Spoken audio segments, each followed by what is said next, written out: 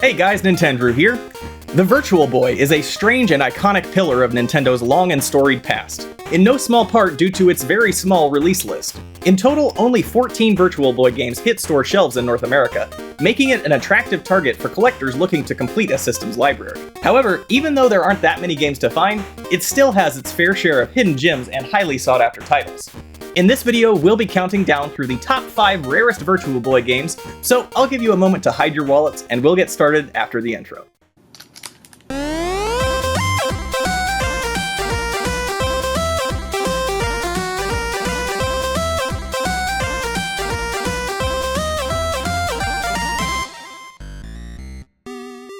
Okay, before we get into things, today we actually have a sponsor which has made this video possible in more ways than one.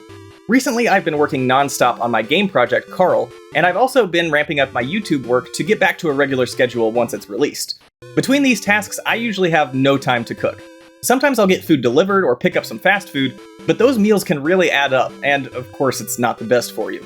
That's where Factor comes in.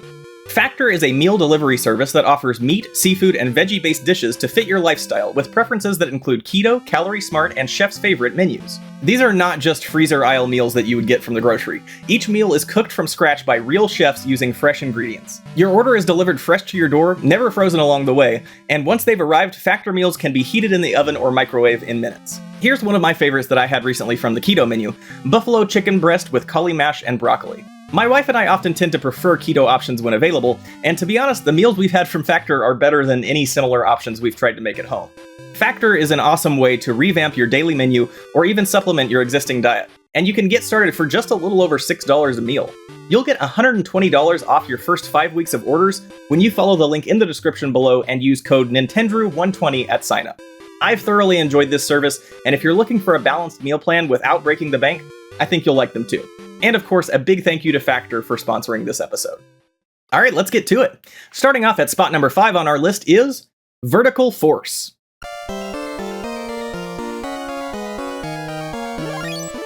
Vertical Force is a top-down 2D scrolling shooter on a 3D console, which might seem odd at first, but the developers made use of this revolutionary hardware by allowing players to move their ship between 2 distinct layers of depth, into and out of the background.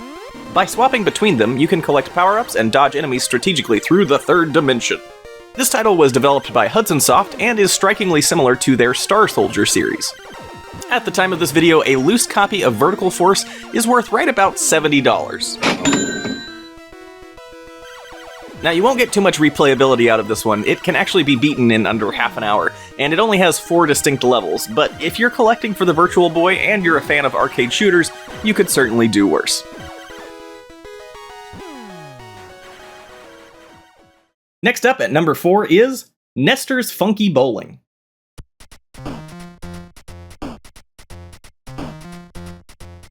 This is obviously a bowling title, and it stars Nestor of Nintendo Power fame, based on the Howard and Nestor comics. This one was developed by Sapphire, a now-defunct US-based studio, and was only launched stateside, so this one was interestingly a US exclusive.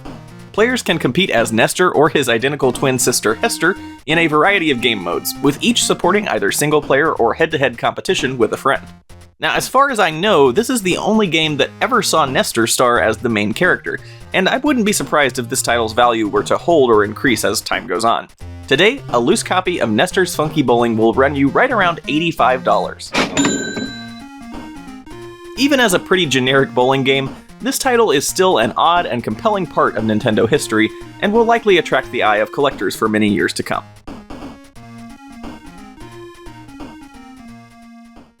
Coming in at number 3 is 3D Tetris.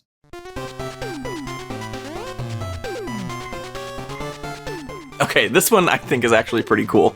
3D Tetris is arguably the biggest departure from the standard Tetris gameplay in the entire series. It sees players dropping 3-dimensional wireframe representations of Tetris pieces into a sort of box-shaped well away from the player's perspective. It even has fun little characters in the corner associated with each piece. Yeah, that doesn't really add anything, but it's kind of fun nonetheless.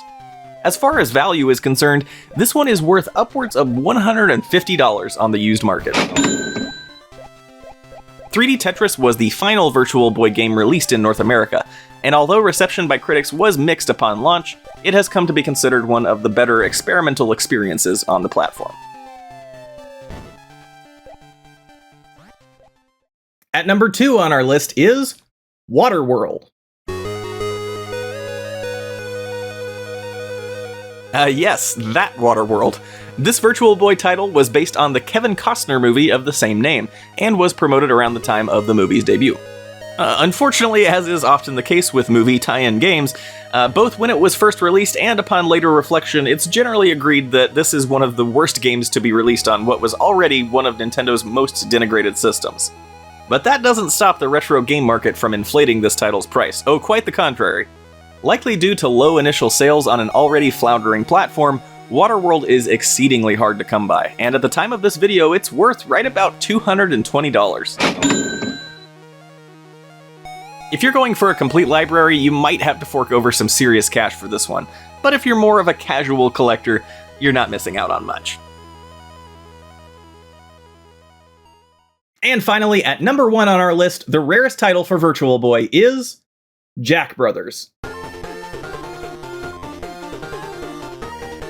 This game is an Atlas title, and if you've watched this Rarest game series before, you probably know they often appear at the top of these lists.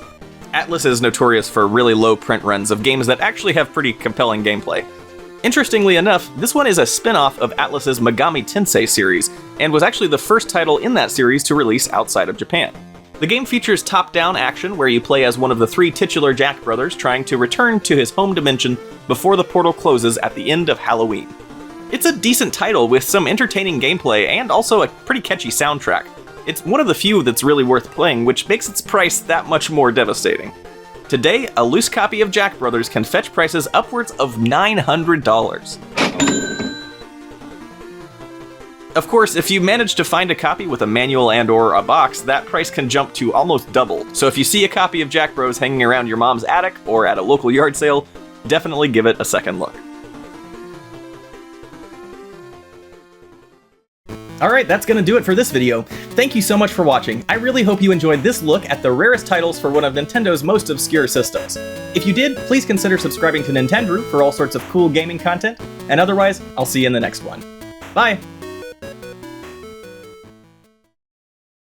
Hey guys, thanks again for watching and for making it all the way to the end of the video. As I mentioned toward the beginning, I'm working on a new game called Carl. If you haven't seen it yet, I would love if you would check it out. I've got a link to the trailer on the right side of your screen. And otherwise, I'll hope to see you next time. Take care!